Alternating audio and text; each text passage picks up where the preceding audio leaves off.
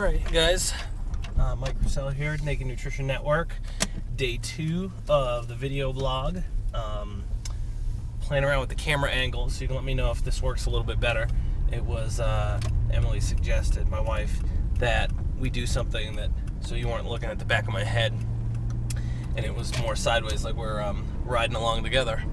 So, a couple comments on the blog after yesterday's blog about the nutrition education being the most important component and the thing that really predicted who was going to lose the most weight.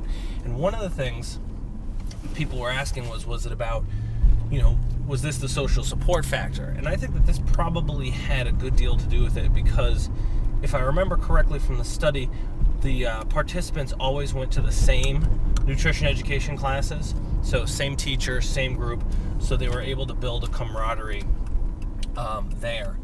And so, that's a really, really important component. And I think that, I know that's pretty much the reason why Weight Watchers is successful, because the diet's kind of, it's pretty basic, probably not really set up to even be the most effective. But the social support aspect really makes it work like gangbusters. And I really think that this is something where men miss out on the most.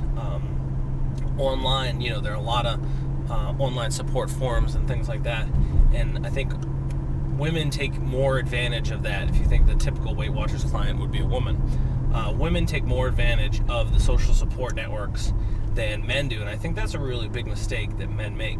I don't know if it's an ego thing, or if it's just kind of how we're set up in society, that men don't want to get around and talk about losing weight. Excuse me, I'm not really sure what it is, but so I would encourage all you guys out there watching the blog that, find somebody, maybe your best friend, or, it could even be a training partner. Whoever it is, get that social support, because that's really going to be key for losing weight. A couple other things. One thing, tomorrow, I just came across this really interesting paper. Didn't have a chance to really read it over, but I'll probably talk about it tomorrow on the drive.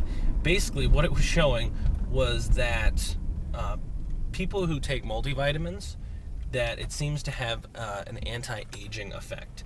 And what this was at the genetic level, it was affecting what's known as telomere length.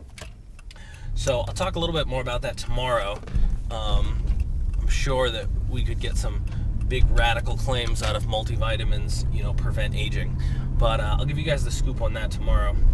And the other thing, more of just like a practical tip for you, is that what I've started doing, probably actually been doing it for about maybe 8 months now, is that when I make my shakes in the morning, so I usually always do shakes, probably about 2 shakes a day, more for convenience than anything else.